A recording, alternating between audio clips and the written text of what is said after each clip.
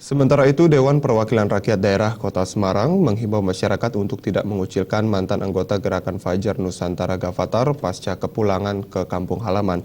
Himbauan ini disampaikan Ketua DPRD Kota Semarang, Supriyadi, menanggapi kedatangan anggota Gavatar yang dipulangkan lewat Pelabuhan Tanjung Emas Semarang pada Senin kemarin.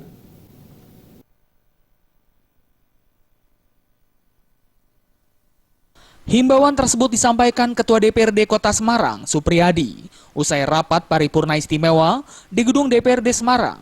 Menurut Supriyadi, masyarakat harus menerima mantan anggota Gavatar sebagai warga negara biasa, kendati sebelumnya mereka ada keterlibatan dengan Gavatar. Supriyadi mewakili DPRD Kota Semarang juga menghimbau agar masyarakat tidak menolak mantan anggota Gavatar saat kembali ke kampung halaman.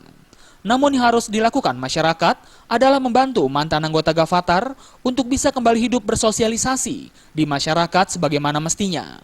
Menurut Supriyadi, upaya tersebut sangat penting dilakukan, supaya pemikiran mantan anggota Gavatar bisa kembali seperti masyarakat normal lainnya.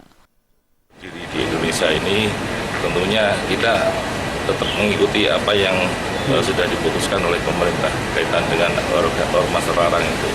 Nah, kami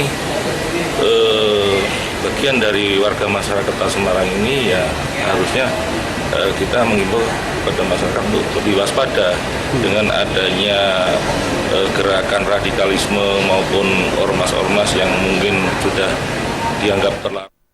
Sebelumnya, sekitar 359 mantan anggota Gavatar yang baru saja dipulangkan dari Kalimantan Barat menggunakan KRI Teluk Gilimanuk tiba di Pelabuhan Tanjung Emas Semarang Senin pagi. Berdasarkan data penumpang dari sebanyak 359 mantan pengikut Gavatar tersebut, sebanyak 300 orang diantaranya berasal dari Yogyakarta, kemudian 57 orang dari berbagai daerah di Jawa Tengah, dan 2 orang dari Jawa Barat. Dari Semarang, Jawa Tengah, Eko Budianto.